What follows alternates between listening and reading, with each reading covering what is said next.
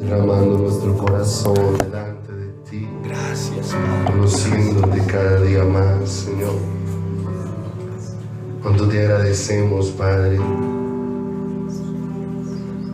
que con tu dulzura estés cada día tocando nuestro corazón,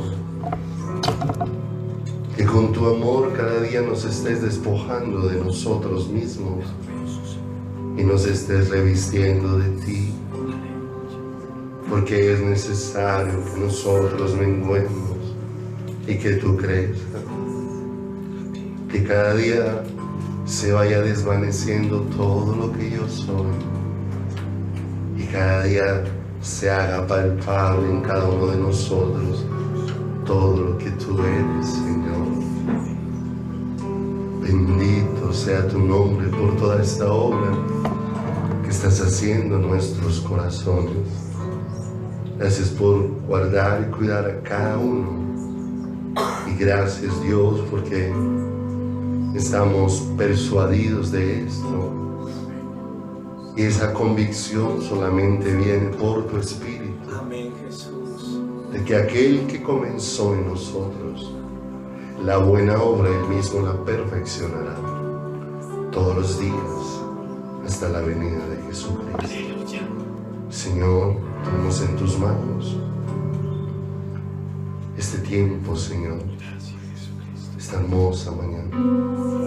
Aún estos momentos donde podemos darte gracias y tomar con libertad, con gratitud en nuestro corazón de lo que tú nos has dado, para honrarte con ello y bendecirte y decirte gracias por esa fidelidad maravillosa con la que tú, Señor, nos revistes cada día y con la que tú nos cubres y nos envuelves a cada momento, Señor. Gracias por ese cuidado inmerecido.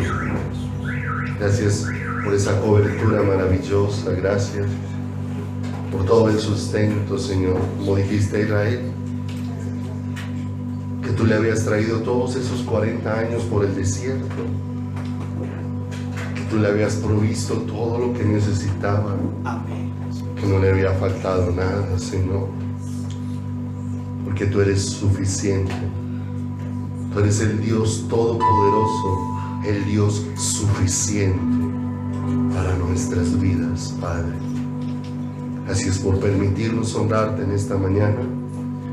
Gracias, Dios, por los momentos que podemos vivir junto a ti, que entendamos, Señor, cada día para qué nos has atraído, para qué nos has llamado, para qué, bendito Dios de los cielos, Señor, has extendido tus cuerdas de amor y de misericordia Amén. sobre nosotros. Podamos entender cuál es la razón y el motivo de esta reunión.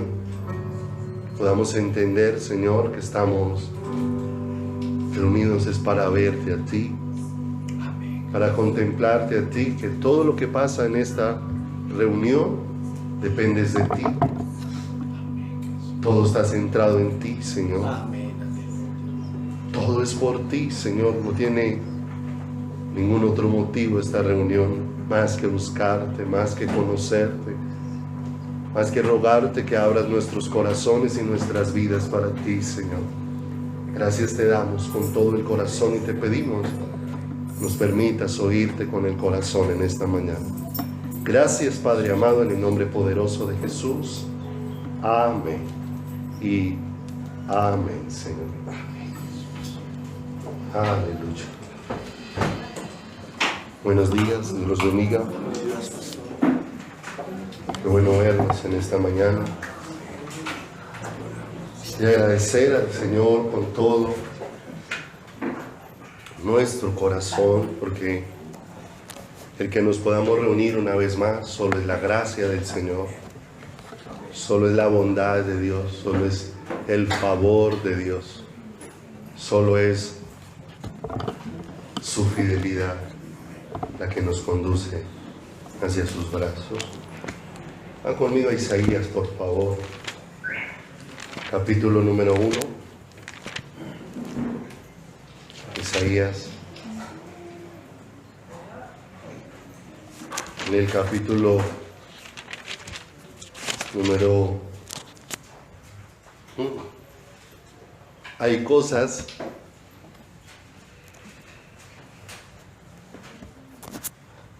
que a veces pudieran parecer como ofensivas para el corazón humano,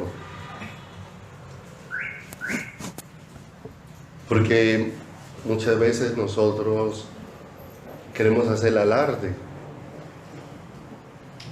de las cualidades o de las habilidades del ser humano,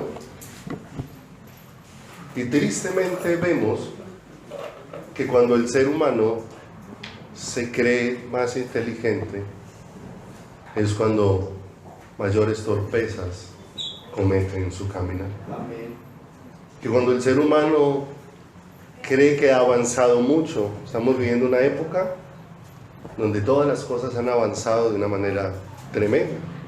Igual era un anuncio que el Señor hizo de antemano, que justo antes de su venida la ciencia aumentaría. Y hemos visto como en un muy corto lapso de tiempo la ciencia ha avanzado de una manera tremenda. Y pareciera que el hombre fuera más sabio, más inteligente, por todos los avances que ha logrado y ha alcanzado. Pero al ver todos los avances, lo que vemos es que el hombre se hace como más ignorante y más necio dentro de su caminar. Y de pronto aquí en el verso número 3 de Isaías 1, el Señor toma dos animales, y dos animales que en la agricultura son considerados como torpes. Uno de ellos es el buey y el otro es el asno. Lo conocemos más en Colombia como burro. Casi siempre relacionamos especialmente el asno con una persona que tiene poco conocimiento, o una persona que tiene ignorancia tal vez frente a algo. Pero el Señor dice acá, el buey conoce a su dueño, y el asno el pesebre de su Señor. Israel no entiende, mi pueblo no entiende. Y el Señor toma dos animales que a nuestro parecer no tienen nuestra capacidad, no tienen nuestras habilidades, no tienen nuestra inteligencia. Y el Señor dice, y esos dos son más sabios que ustedes. Porque ciertamente ellos conocen quién les da de comer. Ellos conocen quién los alimenta. Pero mi pueblo no tiene conocimiento de quién es Dios. No tiene conocimiento de quién es su Señor. Vivimos en una sociedad que permanentemente inclina su corazón a mirar las bondades de los seres humanos y a exaltar mucho al hombre, a exaltar mucho las habilidades, una sociedad que busca a quien hacerle reconocimientos, y que por causa de esos reconocimientos muchos se entregan a muchas cosas para obtener dicho ¿qué? Reconocimiento. Pero ¿cuántas veces estas cosas dentro de la iglesia del Señor terminan provocando la ira y el enojo de Dios dentro del pueblo que nos reunimos? Porque una de las cosas que dice la palabra acerca del juicio de Dios es que los seres humanos terminaron dando más culto a las criaturas y a la creación antes que al Creador. Dice la Escritura, el cual es bendito por los siglos de los siglos. Y muchas veces nosotros podemos terminar aún en medio del pueblo de Dios, honrando más a la criatura que tiene un llamado del Señor que al Señor mismo. Porque vamos colocando en un pedestal a los servidores de Dios. Y vamos creyendo que de pronto son personas con habilidades, capacidades, y no nos damos cuenta que todo es única y exclusivamente la obra del Señor. Toda la sabiduría proviene de Dios, única y exclusivamente del Señor. Y tú pones la mirada en un hombre aún dentro de la iglesia del Señor, y Dios puede volver a ese hombre tan torpe, porque muchas personas pueden decir, ay, es que no hay quien predique como ese, y de pronto pasa otro a predicar y lo desprecia, y dice, no, es que a mí me gusta ese otro. Y Dios en su infinita sabiduría puede hacer el que a ti te gusta demasiado torpe y aburridor en lo que dice, y al que tú despreciaste lo puede hacer muy sabio y llevarte a sorprenderte para darte cuenta que no es ninguno de los dos, que es el Señor. Y que lo que hay detrás de cada vida es ¿quién? Es el Señor. Y que lo más importante no es escuchar a un hombre, lo más importante es escuchar a ¿quién? Al Señor. Que damos gracias a Dios que hay muchos hombres a los que podemos escucharle muchas cosas de Dios, pero con un propósito, para que corramos y las conozcamos directamente de ¿quién? Directamente de Dios en nuestro caminar. Vean conmigo por favor aquí. Lucas, capítulo número 1. Lucas, capítulo número 1. A veces esto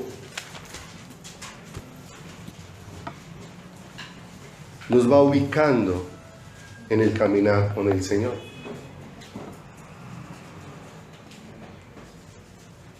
Juan el Bautista es un hombre descrito por Jesús mismo, del cual dio testimonio diciendo, no ha habido ni antes ni después de él un hombre como ¿quién? Como Juan el Bautista, ¿cierto? Pero una cosa es que lo diga Dios mismo, porque Él está viendo es la obra que Él ha hecho en un ¿qué? En un ser humano. Otra cosa es cuando yo le atribuyo a ese ser humano esas capacidades, o le atribuyo estas cosas. Dice ahí en el 1:76 de Lucas, y tu niño, y aquí se va a referir ¿a quién? A Juan el Bautista. Y tu niño, profeta del Altísimo serás llamado, porque irás delante de la presencia del Señor para preparar sus caminos. Verso 7.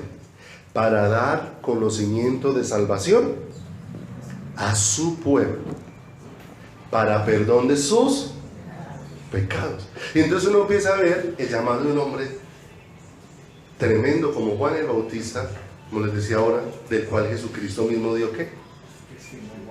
Testimonio. Y uno pudiera empezar a mirar y decir, sí, es que necesariamente este hombre es diferente. Pero en el verso 78 dice, ¿por qué es diferente? Por la entrañable misericordia de nuestro Dios, con que nos visitó desde lo alto la aurora, para dar luz a los que habitan en tinieblas y en sombra de muerte, para encaminar nuestros pies por camino de ¿qué? De paz. Y empieza uno a mirar esas palabras y empieza uno a darse cuenta que ¿qué tenía que ver Juan con todo lo que Juan hizo? Si todo era por la entrañable misericordia ¿de quién? De Dios.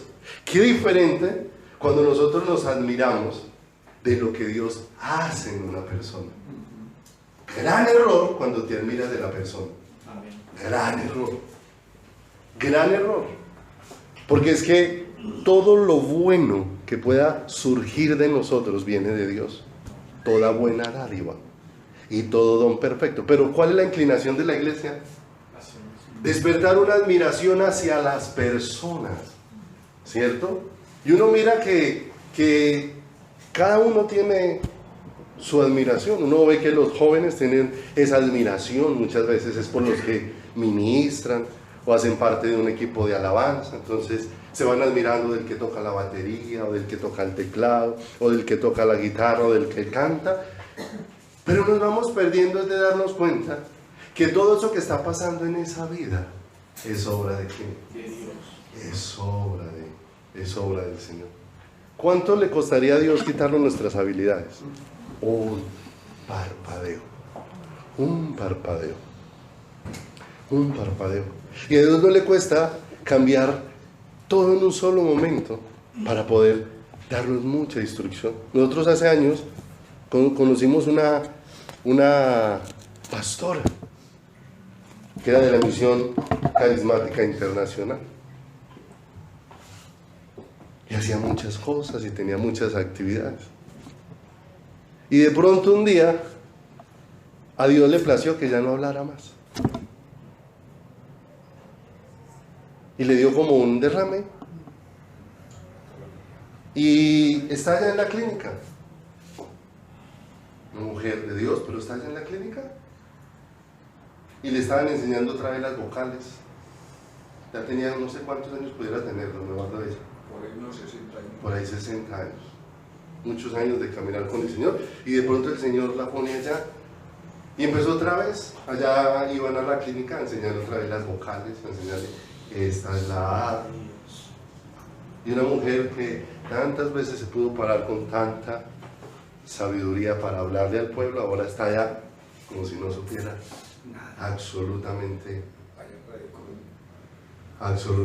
nada. Entonces nos damos cuenta que necesariamente nosotros tenemos que conocer a Dios, porque muchas veces la iglesia nos estamos llenando de ídolos y nos estamos llenando de una admiración equivocada hacia los seres equivocados. No que no reconozcamos lo que pasa en la vida de una persona, pero reconozcamos que es la obra de Dios. Que si hay algo de luz en una persona, esa luz no es de ella. Jesucristo dijo, yo soy la luz. Jesucristo. Si hay algo de luz en una persona, esa luz proviene ¿de quién? Proviene de Cristo. Lo vemos aquí en Juan el Bautista. Por la entrañable ¿qué? Qué hermoso cuando veamos a alguien, ¿cierto? Que tenga de Dios poder mirar y mirar al cielo y decir, por la entrañable misericordia del Señor que nos visitó ¿desde dónde? Desde lo alto. Desde lo alto. Vaya conmigo a Filemón, capítulo número 4, verso 7.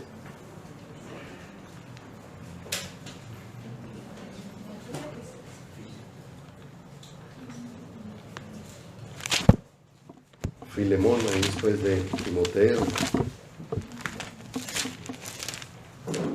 antecitos, se me perdió.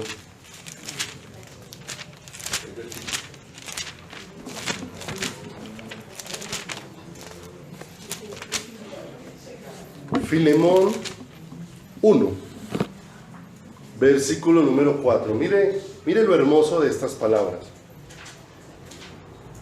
Doy gracias ¿a quién? A mi Dios, haciendo siempre memoria de ti en mis oraciones. ¿De quién se estaba acordando Pablo en sus oraciones? De Filemón. Se estaba acordando delante de Dios en sus oraciones, se estaba recordando era a Filemón. Doy gracias a mi Dios, haciendo siempre memoria de ti en mis oraciones. ¿A quién iba dirigida esta carta? A Filemón.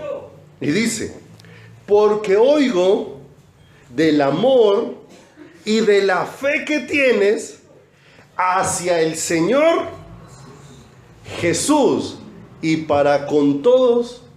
¿Qué estaba viendo o qué se estaba percibiendo en la vida de Filemón? ¿Cierto? Se estaba percibiendo una entrega, un corazón rendido, un corazón sujeto al Señor. Y dice en el verso 6, para que la participación de tu fe sea eficaz en el conocimiento de todo el bien que está en vosotros. ¿Por qué había todo este bien en Filemón? Por Jesucristo, como lo explica acá. El bien que está en vosotros, ¿por quién? Por Cristo Jesús, pues tenemos gran gozo y consolación en tu amor, porque por ti, oh hermano, han sido confortados los corazones de los santos. Y qué hermoso, que Pablo está viendo la obra de Dios en una persona, pero le está recordando a esa persona que no olvide que todo lo que hay en ella es de quién, De Dios. es del Señor. ¿Cuánto necesitamos nosotros esto a diario dentro de nuestro caminar y dentro de nuestra vida? Y en la medida que nos van pasando los años, como que lo vamos asimilando más, cuando vemos que vamos perdiendo muchas capacidades que antes teníamos y ya no tenemos. Habilidades que antes teníamos, destrezas que teníamos y ya no las tenemos, y empezamos a darnos cuenta lo frágiles que somos y cuánto necesitamos depender de Dios dentro de nuestra vida y dentro de nuestro corazón. El buey conoce a quién, y el asno el pesebre de su Señor, pero dijo Dios, pero en mi pueblo no hay ¿qué? Conocimiento. Entonces nos vamos dando cuenta la necesidad de que Dios vaya ordenando muchas cosas dentro de nuestra vida, porque vamos formando ¿qué? Ídolos. Vaya conmigo a Salmo 115.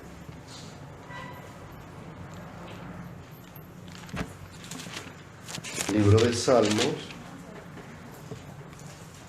en el capítulo número 115, verso número 1, dice una cosa hermosísima. ¿No a quién? No a nosotros, oh Señor, no a nosotros, sino a quién? A tu nombre da gloria por tu misericordia y por tu verdad, ¿cierto? No a ningún ser. Lo que pasa es que a los seres humanos no nos es atractivo que no nos reconozcan. Pablo, frente a la iglesia, decía: yo aún he trabajado más que los demás discípulos, pero él de una vez dice: pero no soy yo, la gracia de Dios en mí. O sea, si he hecho más, no era porque yo tuviera la intención de hacer más, no era porque yo fuera más valiente, no, porque la gracia de Dios tenía ese propósito en quién, en mi vida, tenía ese propósito en mi corazón, tenía ese propósito en mi caminar. No a nosotros, oh Dios, no a nosotros, sino a tu nombre da gloria por tu misericordia, por tu verdad. Verso 2. ¿Por qué han de decir las gentes, ¿dónde está ahora tu Dios? Nuestro Dios está en los cielos. Todo lo que quiso, ha hecho. Verso 4. Los ídolos de ellos son plata y oro, obra de manos de hombres. Tienen boca, mas no hablan. Tienen ojos, orejas tienen, mas no oyen. Tienen narices, mas no huelen. Manos tienen, mas no palpan. Tienen pies, mas no andan. No hablan con su garganta. Y dice: semejante a ellos son los que los hacen, y cualquiera que confía en quién, en ellos, ¿sí o no? Y un ídolo es alguien al que ponemos en lugar de quién. En lugar de Dios. Cuando ponemos a alguien, a una persona en el lugar de Dios, ¿sí? ¿Cómo vamos a terminar? ¿Cómo dice acá? Son ciegos, son sordos. ¿Cómo son los ídolos? Así son los que los hacen. Pero en el verso 9 hay un llamado muy especial y dice: oye Israel, que confía en el Señor. Él es tu ayuda. ¿Y tú qué? Y tu escudo. Casa de Aarón, confiad en el Señor. Él es vuestra ayuda y vuestro escudo. Verso 11. Los que teméis al Señor, confiad en el Señor. Él es vuestra ayuda y Él es vuestro ¿qué? Y Él es vuestro escudo. ¿Hacia dónde nos va dirigiendo el Señor a poner toda la mirada? ¿A quién venimos nosotros a mirar? ¿A quién venimos a escuchar? ¿A quién estamos buscando? Al Señor. Pero eso tiene que ser ordenado dentro de quién. Dentro de nuestro corazón. La ignorancia de Dios muchas veces hace que nosotros digamos: uy, ese pastor es un teso, ¿sí o no? Y el que lo oyera debiera de mirarlo a usted y decirle: y usted es un bruto.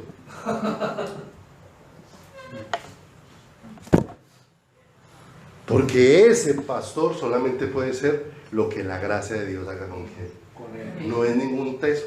Ya vimos el ejemplo de la pastora. Cuando Dios quiso, la puso otra vez como una bebé a aprender. Es más, le tenían que cucharear, ¿no? Perdió todo lo que sabía, de manera que ni siquiera sabía comer. Cuando la visitaban tenían que empezar, como cuando uno coge a un bebé, empezar a enseñarle a comer, ¿cierto? ¿Y cuántos pudieran haber dicho antes: uy, esa mujer es una tesa, ¿cierto? Y entonces, ¿qué pasó? Que ahora está ahí en esa cama volviendo a aprender. No hay ningún hombre que realmente sea teso.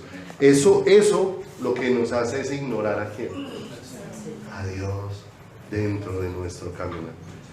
Cada día que pasa,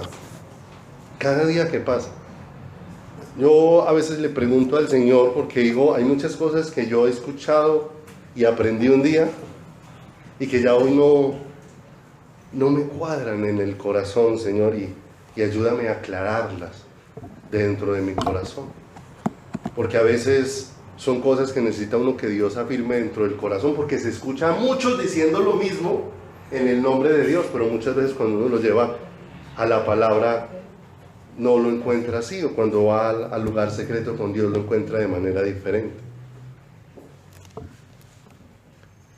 Yo he venido encontrando cada día en mi caminar que entre más Dios me va acercando a Él, más débil me siento,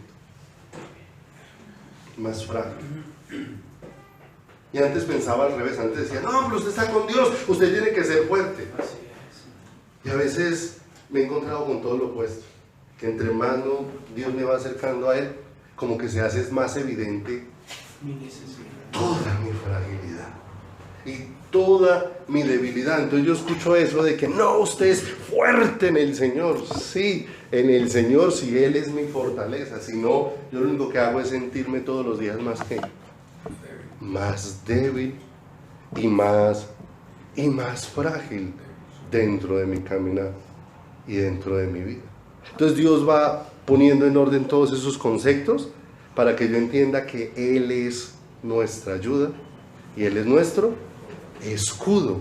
Él es nuestra fortaleza. Isaías 46. Acompáñenme allí. Isaías 46, en el versículo número 41.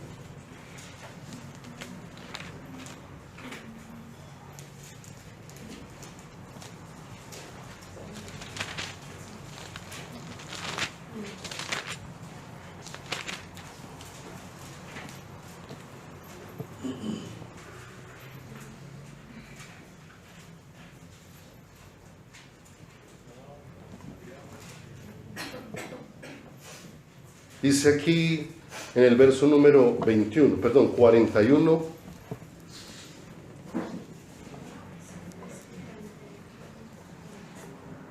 41, 21 dice: Dios reta a los dioses falsos. En un titulito hay muchas Biblias que dice: alegad por vuestra causa, dice el Señor, presentad vuestras pruebas, dice el Rey de Jacob, traigan, anúncienos lo que ha de venir y díganos lo que ha pasado desde el principio y pondremos nuestro corazón en ello. Sepamos también su postrimería y hacednos entender lo que ha de venir. Dadnos nuevas de lo que ha de ser después, para que sepamos que vosotros sois dioses, o a lo menos haced bien o mal, para que tengamos que contar y juntamente nos maravillemos. He aquí vosotros sois nada, y vuestras obras vanidad. Abominación es el que os escogió. ¿Qué son los ídolos? La Escritura muchas veces da testimonio: fuera de Dios no hay Dios. Todos los demás son la invención ¿de quién? La invención del ser humano. ¿Cuál es nuestra necesidad? Conocer a Dios. Y esta es la vida eterna, que te conozcan a ti, el único y verdadero ¿qué?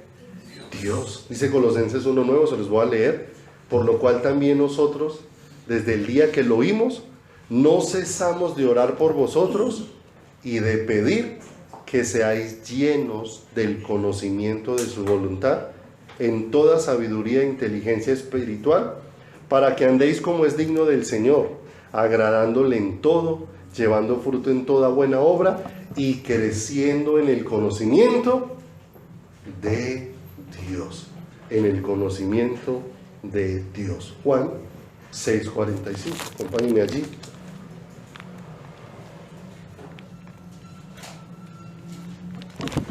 Evangelio de Juan, capítulo número 6.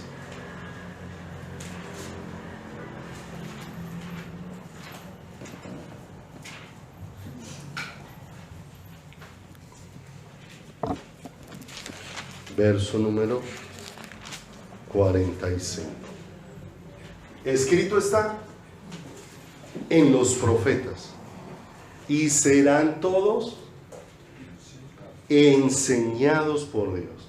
Así que todo aquel que oyó al Padre y aprendió de Él, viene a mí.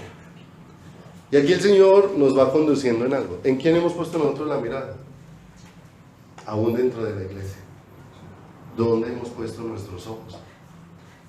Y ahora el Señor Jesús mismo dice que viene el momento donde todos tenemos que entender que todos seremos enseñados ¿por quién? Por Dios. ¿Y que hacia dónde nos va a conducir el Señor? Nos va a conducir hacia Dios, porque toda la obra que necesita mi corazón solamente puede ser hecha por Dios dentro de mi vida. Mi corazón necesita ser ensanchado para Dios, pero el único que lo puede ensanchar es Dios. Es el único que lo puede hacer. Javes, un hombre que entendió esto y levantó una oración, y su oración es: oh, si ensancharas mi territorio. Por eso la palabra de Dios hay que mirarla es espiritualmente, porque si lo miramos con los ojos de la carne, muchas veces han predicado acerca de Javes, que lo que Javes estaba era poniéndose en las manos de Dios para que Dios le diera más riquezas y para que Dios le proveyera más.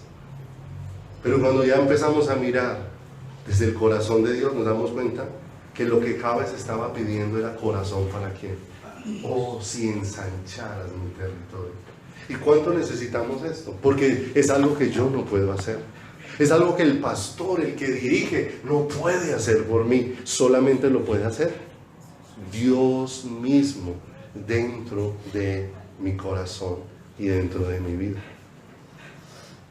Un corazón cerrado es un corazón alejado de Dios. La Biblia habla de una particularidad, y es de gente que estando viva está muerta. Y eso para nuestros razonamientos a veces es difícil de entender. Es a veces difícil de entender que alguien que le está palpitando el corazón, que alguien al que le toman el pulso y está normal, que alguien al que le revisan los signos vitales básicos y se ve vivo, se pueda decir que esa persona está ¿qué? Está muerta. Pero la Escritura nos deja ver que el Señor habla de muertos como aquellos que están totalmente ciegos frente a ¿quién? Frente al Señor. ¿Y quién es el único que nos puede sacar de esa muerte? Única y exclusivamente Dios. Fue el Señor Jesús el que le dijo a un muerto que llevaba 4 días y hiede: Lázaro, ven fuera. El único que podía hacer esta obra era el Señor. El Señor es el único que puede sacar nuestras vidas de las tinieblas y de la oscuridad. Las tinieblas son un sinónimo para nosotros de estar separados ¿de quién? De estar separados de Dios. El único que puede quitar el corazón de piedra es Dios. Él mismo se reservó quitar el corazón de piedra y poner en nosotros un corazón ¿de qué? Un corazón de carne. Y todo eso con el propósito de que nosotros lo conozcamos. ¿A quién? Lo conozcamos a Él. Y todos serán enseñados por el Señor. ¿De quién necesito yo aprender? ¿A quién necesito yo oír? ¿A quién necesito conocer? Pero ya no por lo que otros me digan, como lo expresó Pablo. Pablo dijo: si había conocido a Cristo en la carne, ya no lo conozco. Así, porque ahora Cristo se ha revelado ¿a quién? Se ha revelado a mí. Y mire lo tremendo: cuando tú empiezas a oír a Cristo, ya empiezas a oír a muchos que hablan de Cristo, y uno dice: el lenguaje de aquel que habla de Cristo no es el mismo lenguaje que Cristo me habló. Y empiezas a poder diferenciar lenguaje, porque a veces el hecho de que una persona diga: es que yo busco la presencia de Dios, ¿cierto? No significa que esa persona esté hablando el lenguaje de quién. El lenguaje del Señor. Porque el lenguaje del Señor, ¿a dónde nos lleva? A anhelarlo a Él con todo nuestro corazón. Y en ese anhelo Él va a tener cuidado de nuestras vidas conforme Él desee. Él llevó 40 días a su presencia a Moisés. ¿Y qué le faltó a Moisés? 40 días que no comió, 40 días que no bebió. ¿Y cómo bajó Moisés de la presencia de Dios? Resplandeciente. Tuvo que cubrir su rostro para que no pusieran la mirada en quién. La mirada en Él. Todo ese resplandor vino de parte del Señor. Bueno, entonces conmigo, por favor, a Éxodo. Después de esta pequeña introducción, Éxodo, capítulo número 2, versículo número 23. Éxodo, capítulo número 2, verso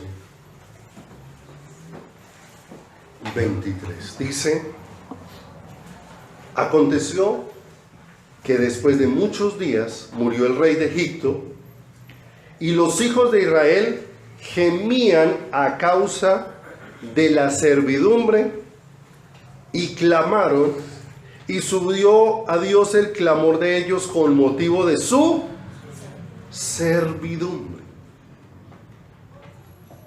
Y oyó Dios el gemido de ellos. Empezó un clamor del pueblo de Israel cuando estaban habitando en Egipto. Ya llevaban 400 años allí instalados. 400 años donde se habían multiplicado, llegaron 70 personas, ahora son millares de personas las que hay allí. Pero en la medida que se iban multiplicando, los egipcios les empezaron a tener miedo. De manera que empezaron a oprimirlos. Habían aconsejado a las parteras que cuando nacieran los varones no los dejaran vivir. Y había una opresión muy fuerte sobre ellos. Pero en medio de esa situación ellos empiezan a clamar a Dios. Pero su clamor a Dios no es porque ellos sintieran una necesidad de Dios en su corazón, o porque sintieran una necesidad de Dios dentro de su vida. Ellos empezaron a clamar a Dios, y ahí dice: a causa de su servidumbre, a causa de la situación que estaban viviendo, fue lo que empezaron a clamar a Dios para ser libertados de esa situación. Ellos querían ser sacados de esa servidumbre, de esa condición. Y dice que Dios oyó. Pero ese clamor no era un clamor por Dios, queremos estar contigo. No, Dios, anhelo estar en tus brazos. No había ese clamor dentro del pueblo de Dios. Sí había un clamor. Este pueblo tenía un leve conocimiento del Señor. Ese leve conocimiento los llevaba a pensar que Dios es el que me saca de las circunstancias difíciles. Y empezaron a clamar al Señor. No pierda aquí de vista y acompáñeme un momentico a Ezequiel. Ya volvemos aquí otra vez. Y lee esto conmigo en Ezequiel capítulo número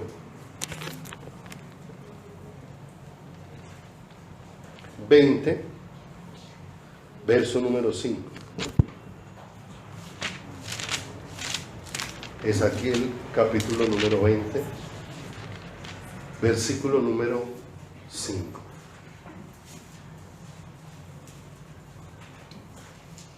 Y diles, así ha dicho el Señor: el día que escogí a Israel y que alcé mi mano para jurar a la descendencia de la casa de Jacob, cuando me di a conocer a ellos en la tierra de Egipto, cuando alcé mi mano y les juré diciendo, yo soy el Señor vuestro Dios, aquel día que les alcé mi mano jurando, así que los sacaría de la tierra de Egipto a la tierra que les había prometido, que fluye leche y miel, la cual es la más hermosa de todas las tierras.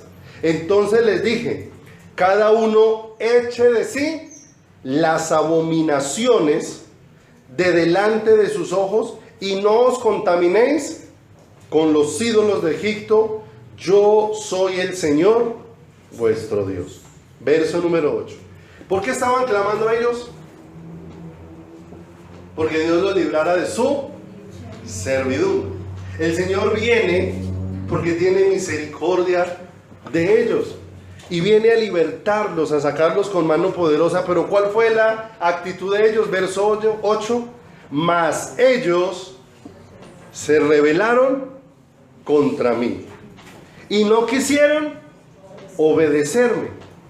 No echó de sí cada uno las abominaciones de delante de sus ojos, ni dejaron los ídolos de Egipto. Y dije que derramaría mi ira sobre ellos para cumplir mi enojo en medio de ellos, mi enojo en ellos en medio de la tierra de... ¿Cierto? ¿Qué vino a hacerles? ¿Qué estaban clamando ellos? Libertad. No estaban clamando que querían estar con Dios, querían ser librados de servidumbre. Dios viene con un amor entrañable a sacarlos de allí y les dice, les indica que hay que dejar todo lo de Egipto. ¿Dónde? En Egipto. Pero ellos salieron y se lo que trajeron, y el Señor dice, y con eso me provocaron fue a ira. Pero mire lo que dice el verso 9, esto tan hermoso: con todo, a causa de mi nombre, y para que no se infamase ante los ojos de las naciones, en medio de las cuales estaban, y en cuyos ojos fui conocido, actué para sacarlos de la tierra. ¿Por qué actuó el Señor para sacarlos de la tierra de Egipto? ¿Porque ellos eran fieles? ¿Porque ellos eran buena gente? No, el Señor dijo, yo actué a causa de la fidelidad que tengo a mí mismo. ¿Cierto? Porque ¿cuántos sacan pecho y dicen, no, es que Dios a mí me bendice porque es que yo soy fiel con el Señor? No hay ni uno solo que sea fiel. ¿A quién? No hay ni uno. No, pero es que yo doy de todo lo que me gano, yo soy fiel. No hay fiel ni uno solo. Amén. Ni uno solo. O sea que si Dios te da algo, no es por ninguna fidelidad que tú tengas para con Dios. Amén. Si Dios te da algo, es porque Dios es fiel a Él mismo, a su nombre, a su naturaleza. Como lo dijo aquí, ¿a qué provocó el pueblo a Dios? A ira. Y lo que ese pueblo merecía, en lugar de ser sacado de la servidumbre, lo que merecía era ser destruido. Pero el Señor dice, pero los voy a sacar. Y muchas veces la palabra de Dios le expresa a Israel, por amor a mí mismo, por amor de mi nombre. Qué fidelidad tan maravillosa del Señor. Porque si cada uno revisamos nuestras vidas, cuánta infidelidad nosotros. ¿Cuánta infidelidad? ¿Cierto? Pero ¿a cuántos ha bendecido el Señor? ¿Sí o no? Pero no es entonces por quién eres tú, sino por cuán grande es el amor de quién. Y eso nos va ubicando a todos nosotros, ¿sí o no? Todo es por la gracia de quién. Por la gracia del Señor. Por la gracia del Señor. ¿Qué significaba todo esto? Pero una cosa es oír eso y otra cosa es entenderlo en el corazón. Porque Israel salió y va por el desierto, pero Israel va creyendo que ellos merecían ser sacados de allá. Porque cada rato amenazaban al Señor. ¿Dónde están los baldados de carne? ¿Dónde está esto? Amenazaban al Señor. ¿Por qué esas amenazas?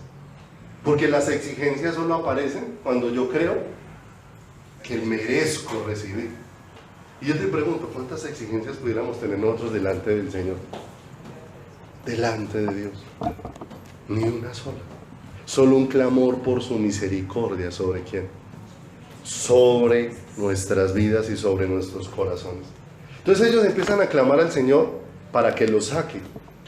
Están clamando porque están en servidumbre, no porque están siendo conscientes de que tienen una necesidad de Dios dentro de su corazón y dentro de su vida. Dios en su misericordia decide levantar un hombre, a Moisés. Pero Moisés no fue levantado porque fuera hábil, Moisés no fue levantado porque fuera inteligente, Moisés fue levantado porque la gracia de Dios se estaba manifestando sobre el pueblo de quién, sobre el pueblo del Señor. Si Dios levanta hombres que nos den a conocer de Él un poco más, es la gracia de Dios actuando en nuestro favor, no porque merezcamos nada de eso en quién, en nuestras vidas. Y Dios empieza a trabajar con ese hombre en su corazón, en su vida, ¿cierto? Para enseñar que las cosas no se hacen a la manera nuestra, sino a la manera de quién, a la manera de Dios, porque muchas veces pensamos lo que Dios quiere hacer, pero lo queremos hacer en nuestras fuerzas y en nuestra capacidad. Y Dios tuvo que empezar a demoler ¿a quién? A Moisés. Y después de 80 años, el Señor lo lleva a una cita, donde Dios pone una zarza ardiendo, llama la atención de Moisés, y Moisés viene hacia quién, hacia el Señor, y tiene allí un encuentro maravilloso con el Señor. El Señor le está dando a conocer a Moisés cuál es su propósito, todo esto, y lo va a enviar para hacer visible el propósito de Dios, para darlo a conocer en un lenguaje fácil a un pueblo que no le conocía, porque muchas veces puede haber un pueblo clamando a Dios, pero que no conoce a quién. De manera que pase ahí un momentico a Génesis, capítulo a Éxodo,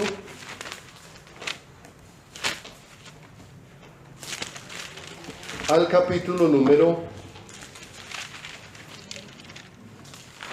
2,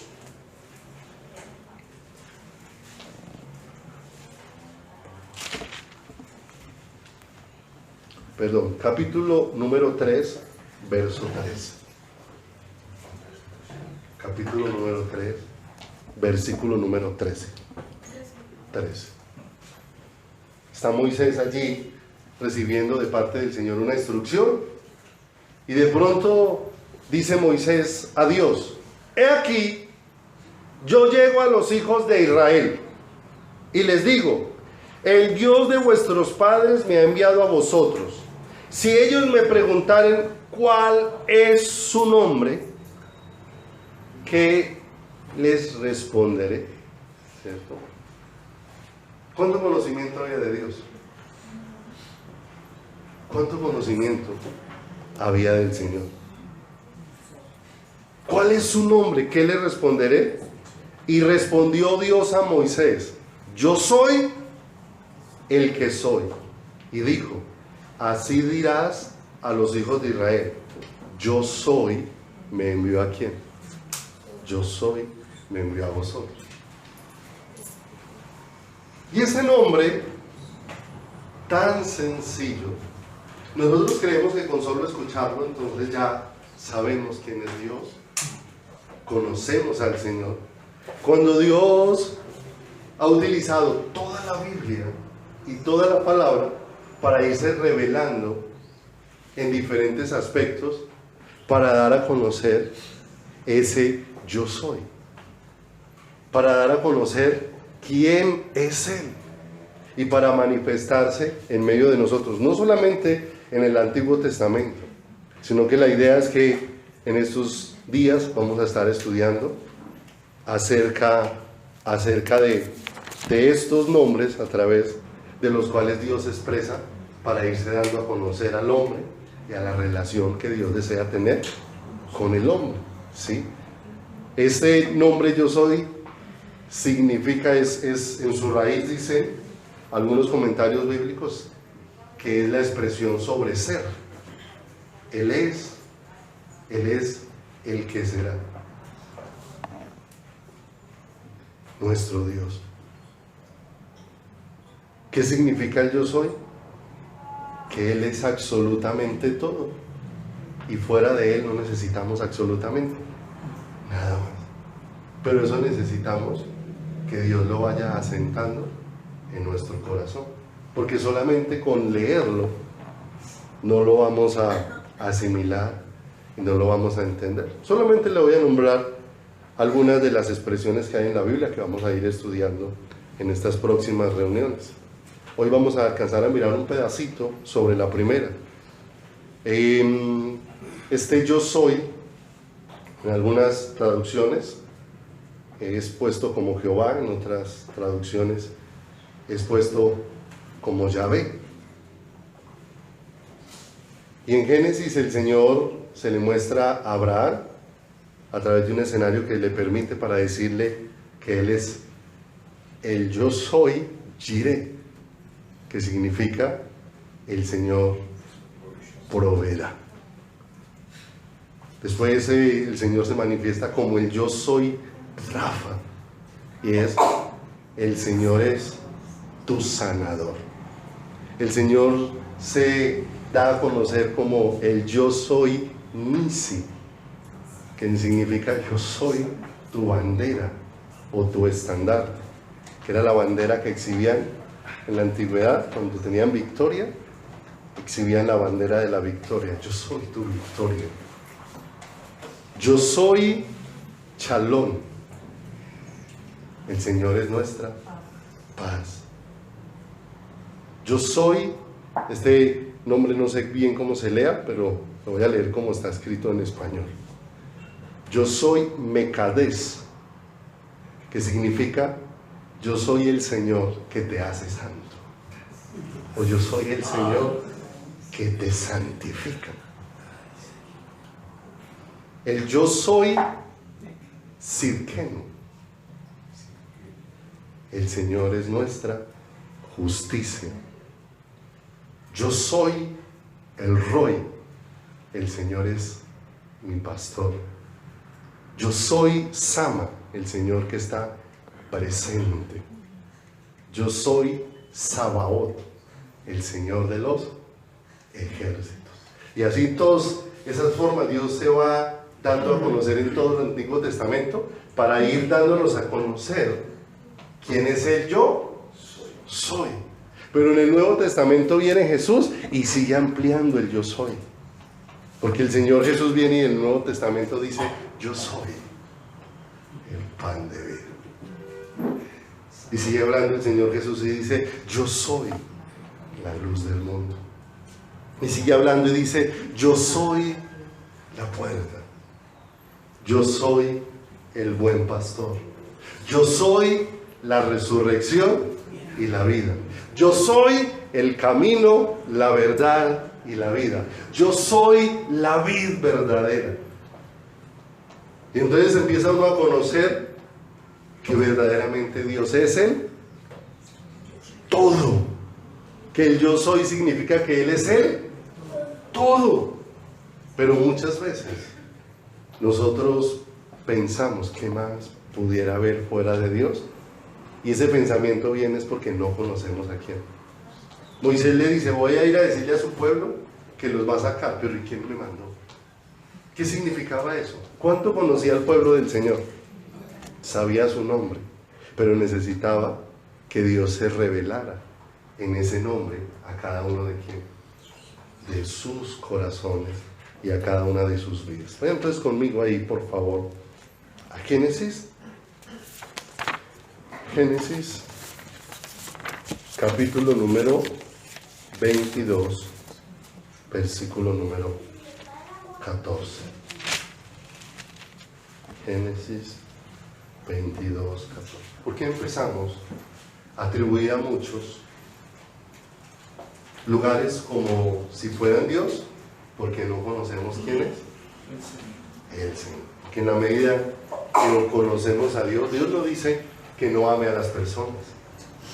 Dios no dice que no ame a mis hijos. Pero Él sí me dice, pero tiene un orden.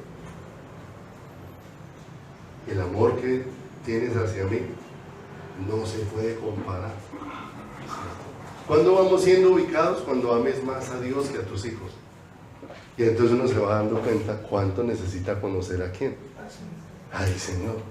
Porque no le amo, porque no le conozco. Y ahí es donde necesito conocerlo. La historia de Dios con Abraham. Para Dios ir revelando ese yo soy. Ese yo soy. El Señor le provee a Abraham un hijo de una manera milagrosa, que es Isaac, el hijo de la promesa. Cuando este joven ha crecido, un día el Señor dice, probó Dios a Abraham y le dijo, ofréceme a tu hijo, a quien amas. Y la respuesta de Abraham fue ir diligentemente a ofrecer a quién, a su hijo. Pero detrás de todo esto estaba Dios con el deseo de empezar a revelar el yo soy, el yo soy. Porque nosotros a veces vemos la obra de la cruz como simplemente una historia triste. Un tiempo donde hicieron una película de la Pasión de Cristo, que era de un hombre llamado Mel Gibson, que la dirigió. Y era una película bien fuerte. Y mucha gente veía la película y lloraba. Pero lloraba como diciendo, hay que pesar todo lo que le pasó al Señor, pero sin tener luz de lo que de lo que había acontecido en aquella obra de la cruz.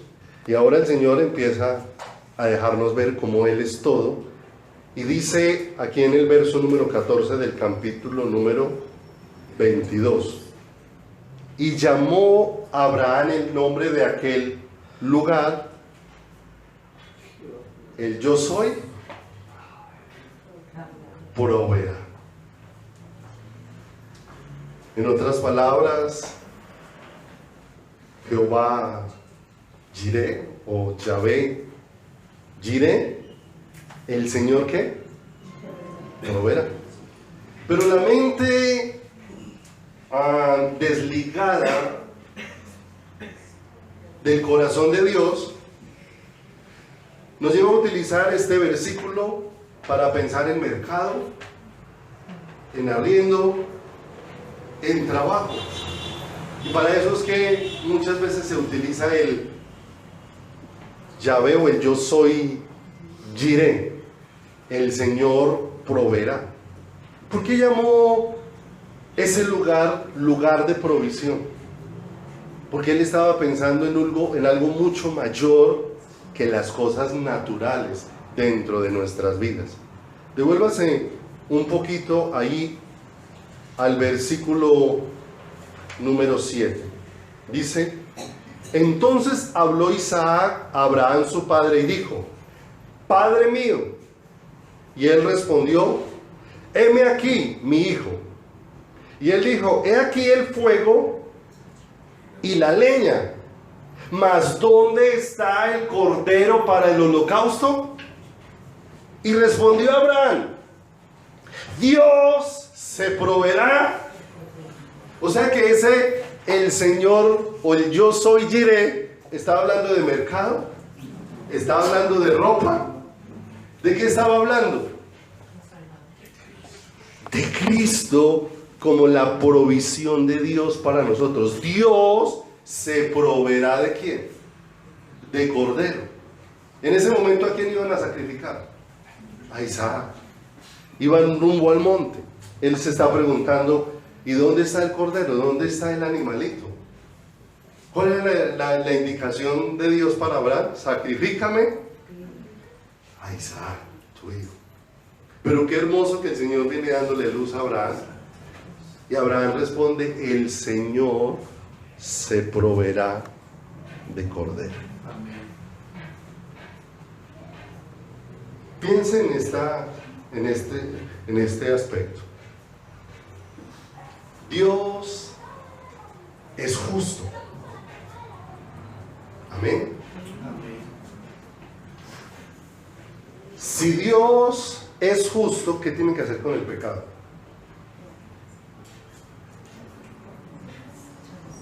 Castigarlo. Si Dios es justo, lo que Dios tiene que hacer con el pecado es castigarlo. Y entonces, necesariamente, el pecado se tenía que enfrentar a la severidad de Dios. Porque nosotros muchas veces pensamos, por el desconocimiento que tenemos de Dios, en Dios como un ser débil. Es el pensamiento desligado de Dios que nos lleva a pensar en esto. Porque uno piensa que mi pecado para Dios es como muchas veces hace el ser humano. Que a veces el padre le dice al hijo, si se equivoca lo voy a castigar. Y muchas veces se equivocó y no le infringió ningún castigo. Entonces uno mira al Señor y dice, además que para el Señor el pecado debe ser una bobada, debe ser algo que no es tan importante, porque mire que no me pasó nada, no me ocurrió nada. Lo que pensaba Sansón allá visitando los prostíbulos, se enamoró de una de las chicas de allí y siempre decía, saldré como todas las veces. Saldré como todas las veces. Él contemplaba, no, esto no debe ser tan grave, no debe ser tan difícil este asunto. Y así es que vemos que piensa la iglesia hoy en día. Porque con cuánta cantidad de cosas se mezcla hoy la iglesia. Hoy vivimos en una situación donde hay que definir a quién agradar, a Dios o al hombre. Y ahora viene una época de final de año que sí es compleja, porque aquí vamos a terminar agradando al Dios o al hombre, ¿sí o no? Y muchas veces preferimos tener contento al hombre, pero no nos damos cuenta, tal vez, cómo podemos terminar alejados de quién, al Señor dentro de nuestro caminar. Pedro, frente a una prohibición de que no hablara más en el nombre de Jesús, respondió y dijo, me es necesario obedecer a Dios antes que a los hombres. Me es necesario. Pero para que eso se asiente en el corazón, yo te necesito conocer quién es Dios. Cuán severo es Dios con el pecado. Dios es tan severo con el pecado que pareciese que no tuviese misericordia.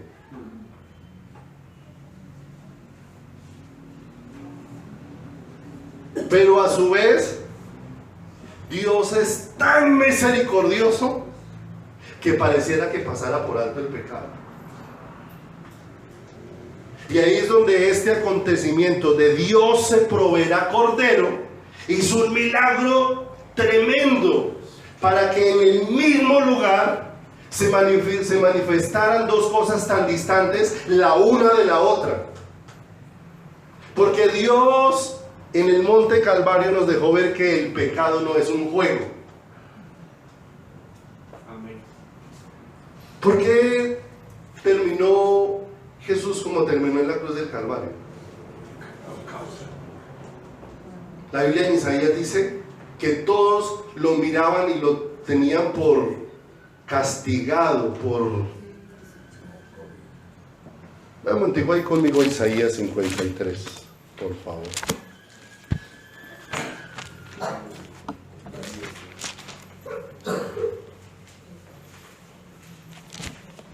Isaías 53:4 dice, ciertamente llevó él nuestras enfermedades y sufrió nuestros dolores, y nosotros le tuvimos por azotado, por herido de Dios y abatido. ¿Qué estaba sufriendo Jesús en la cruz del Calvario? Toda la severidad de Dios. ¿Sobre quién? Sobre el pecado. Pero a su vez, en la cruz del Calvario, Dios estaba haciendo posible que en ese mismo lugar se manifestara toda la severidad, pero toda la misericordia. Mira eso tan tremendo. Dios trató a su Hijo como un pecador en la cruz del Calvario, para tratarme a mí, que soy un pecador, como a su Hijo. Para que nosotros convirtamos el yo soy Jireh en una lista de mercado, en una lista de arreglo. Y bajemos las cosas gloriosas de Dios a volverlas a cosas simples dentro de nuestro caminar. Yo le digo a muchas personas, y a veces esto parece como grotesco cuando uno lo habla, yo le digo, mira, si vas a venir a buscar a Dios para que Dios te dé provisión, pues sigue en el mundo. ¿Y sabe por qué? Porque si nosotros hacemos la lista, muchas veces estuvimos en el mundo y tuvimos provisión y no estamos buscando a Dios, y no nos faltó nada. Aun cuando no estábamos buscando a Dios, Dios tuvo misericordia y nos cuidó. Entonces yo necesito venir a buscar a Dios mucho más que para un mercado. Dios es fiel. Dios le dijo a Israel, los saqué de Egipto para llevarlos a la tierra prometida, y los 40 años no les faltó nada. Dios fue fiel. Pero Él no los sacó para llevarlos a ver eso. Dios los sacó para llevarlos a ver a Él. ¿Cuál era el mensaje? Deja ir a mi pueblo 3 días de camino para ofrecerle ¿qué? Fiesta al Señor. Era para mirar al Señor. Ese era el propósito de ¿qué? De sacarlo. Y reducimos el evangelio a cosas superficiales cuando lo sacamos de esa realidad tan profunda, este milagro tan extraordinario. Es que nada más piensa en esto. Allá está Isaac ya amarrado. Dios de una manera sobrenatural tocó el corazón de Isaac para que se... Ahí estaba Dios guiando todo. Isaac está amarrado, está preparado todo. Su papá ya está listo para el sacrificio. Hemos leído en Hebreos que la palabra de Dios dice que Abraham iba pensando era en que Dios era poderoso para levantar a ese muchacho entre los muertos. O sea, que Abraham no iba decidido, ay Señor, si lo sacrifico, no lo sacrifico. No, él iba era decidido. Él no tenía ni siquiera pensamientos de duda. Frente a eso, nos deja ver la palabra del Señor. ¿Cierto? Dios mismo le dice a Abraham, detente. ¿Te imaginas a Isaac ahí, amarrado? ¿Cuánto le quedaba de vida a Isaac? Tuvo que ver el cuchillo ahí levantado. ¿Qué iba a hacer su papá con él? Lo iba a degollar, porque era lo que había que hacer en el sacrificio. No era que lo iba a apuñalar, le iba a ir para que vaciara toda la sangre ahí, porque esa era la forma en que se hacía el sacrificio. Y estar uno ahí a unos segundos de estar degollado y levantar usted la cabeza y ver ahí el cordero para el sacrificio. ¿Qué significó eso? Que iba a ocurrir un intercambio maravilloso. Yo, que debería morir aquí, voy a ser quitado de este lugar de muerte, y otro va a ser puesto en el lugar de muerte que yo merezco. Jehová Jireh. Pero el desconocimiento del Señor nos lleva a sacar la escritura de ese contexto, que me lleves a los pies de Cristo. ¿Se imagina cuánta sería la alegría de Isaac al ver ese cordero? Volvió a la vida, resucitó. Yo merecía morir y ahora otro va a morir en mi lugar. Dios el Padre tratando a su Hijo, al Santo, al que no cometió pecado alguno, tratándolo como un pecador, para tratarnos a ti y a mí hoy como hijos. ¿Pero qué no entendió Israel? No entendió nada de ese yo soy en el camino, porque mientras iba por el camino no hacía sino reclamar mercado. Qué triste cuando la vida cristiana se vuelve así, la mirada puesta en el lugar equivocado. Te puedo decir con todo el corazón, puedes ver tus alacenas llenas de mercado, pudieras tener 0 deudas, levantar tu colchón y verlo lleno de billetes, y te puedo asegurar que eso no te provocaría la más mínima adoración en tu corazón. Y estás viendo abundancia exagerada, eso no provocaría adoración en tu corazón, porque lo único que provoca verdadera adoración es ver a Cristo, al que ocupó mi lugar. Me pregunto, yo no creo a Isaac viendo ahí simplemente al cordero. Ahí no sus lágrimas brotando de sus ojos, su corazón estallando. Si estuvo dispuesto a adorar cuando iba a ser sacrificado, pregunto, ¿cómo estaría dispuesto para adorar? Después de ver a otro derramando su sangre y él estar vivo por esa sangre maravillosa, para que nosotros terminemos dándole más honor a un predicador que al Señor dentro de la iglesia, para que terminemos dándole más honor a un grupo de alabanza que al Señor dentro de la iglesia, porque solo terminamos haciendo eso porque no tenemos ni idea de quién es Dios. Porque cuando empezamos a conocer a Dios, el corazón solamente va a ser para quién, va a ser solamente para el Señor, va a ser solamente para Dios. Steven, ¿me acompañan por favor? Isaías 53:4, léalo conmigo por favor.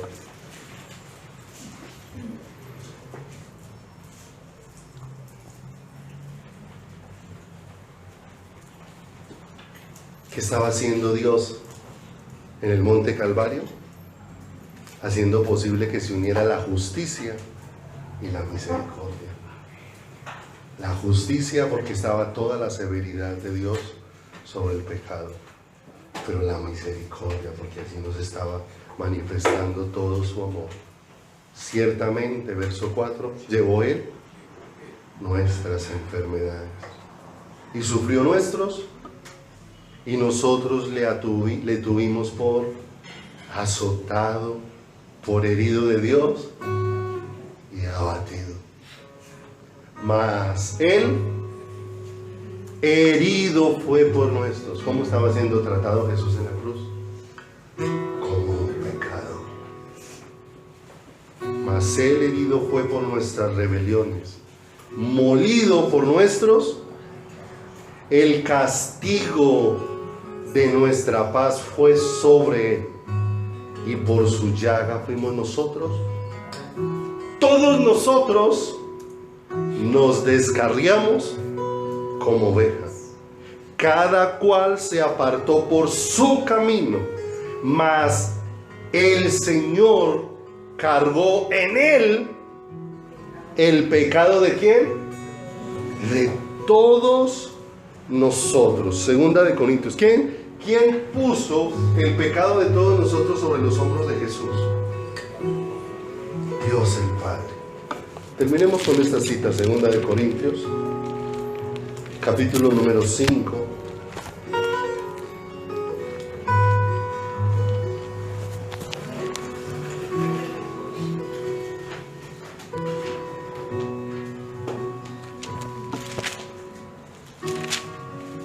Versículo número 21. Dice acá: al que no conoció pecado, por nosotros lo hizo pecado. ¿Cómo trató Dios a su Hijo? como un pecador para podernos tratar a nosotros como sus hijos. Al que no conoció pecado, por nosotros lo hizo pecado, para que nosotros fuésemos hechos justicia de Dios en él.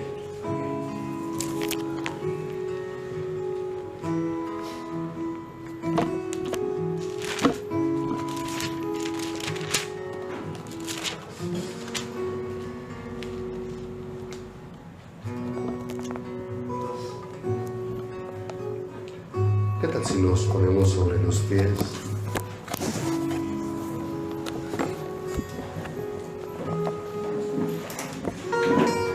Me acompañas a mirar esta porción.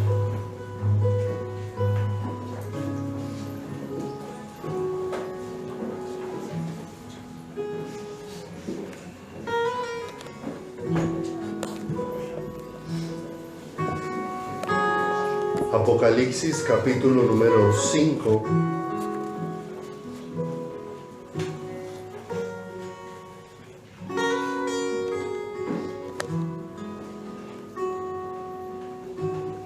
Verso 1 en adelante. Un escenario del cielo y dice: y vi en la mano derecha del que estaba sentado en el trono al Padre un libro escrito por dentro y por fuera, sellado con 7 sellos. Y vi un ángel fuerte que pregonaba a gran voz: ¿quién es digno de abrir el libro y desatar sus sellos? Y ninguno, ni en el cielo, ni en la tierra, ni debajo de la tierra, podía abrir el libro, ni aún mirarlo. Y esto destrozó el corazón de Juan, porque dice: y lloraba yo mucho.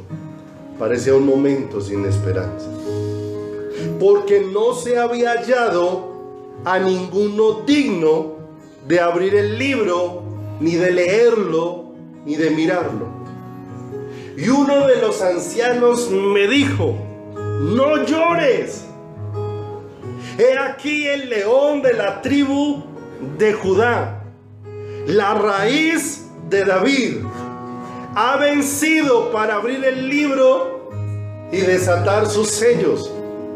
Y miré y vi en medio del trono y de los 4 seres vivientes y en medio de los ancianos estaba en pie un cordero como inmolado, que tenía 7 cuernos y 7 ojos, los cuales son los 7 espíritus de Dios enviados por toda la tierra.